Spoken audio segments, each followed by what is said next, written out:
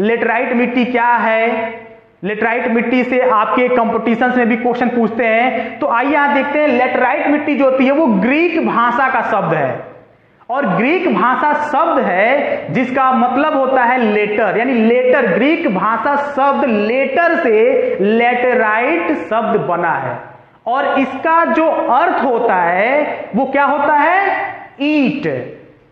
जो लेटराइट मिट्टी है, लेटराइट जो शब्द है वो ग्रीक भाषा के लेटर शब्द से बना है, और इसका अर्थ होता है ईंट। ठीक है, ये क्वेश्चन पूछता है।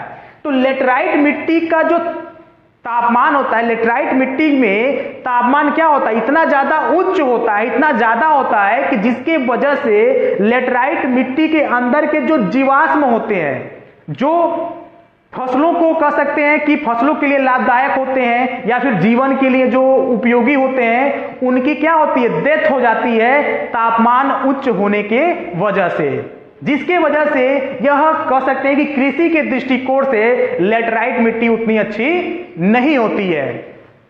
नेक्स्ट आपका है मरुस्थलीय मृदा।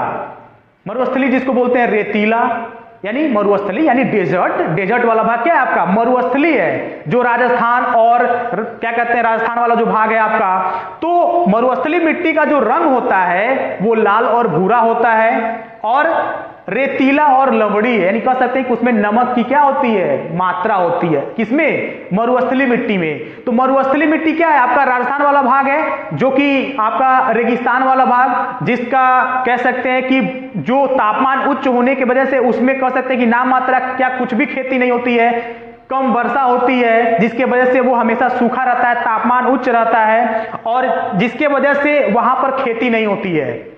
वहां पे कुछ वृक्ष पाए जाते हैं, जैसे नागफनी हो गया, ये नागफनी का वृक्ष जो होता है कंटीला होता है, कंटीले वृक्ष वहां पे पाए जाते हैं। ठीक है, उसके बाद आपका है वन मृदा। वन मृदा की हम बात करेंगे तो वन मृदा क्या है, यानी वनों की जो मिट्टी होती है। तो वनों की मिट्टी आप जान लें कि ज्यादातर क्या होती है, पर्वतीय होती है, यानी पर्वतीय यानी जो पर्वत, आप पर्वतों पे जाएंगे देखेंगे बहुत सारा वन होता है। तो वन मृदा में पर्वतीय क्षेत्र आते हैं जहां पर पर्याप्त वर्षा वाले वन होते हैं। पर्याप्त वर्षा वाले वन यानी जहां पर सबसे अधिक वर्षा होती है, जिन वनों में वो पर्याप्त वर्षा वाले वन होते हैं, और ऐसे ही वनों को हम सदाबहार वन भी कहते हैं। और सदाबहार वन कौन होते हैं, जो वर्ष भर अपनी पत्तियों को गिरने नहीं देते हैं, यानी वे वन जिनके पत्तियां पूरे वर्ष हरे भरे होते हैं। ठीक है, वही होते हैं सदाबहार वन।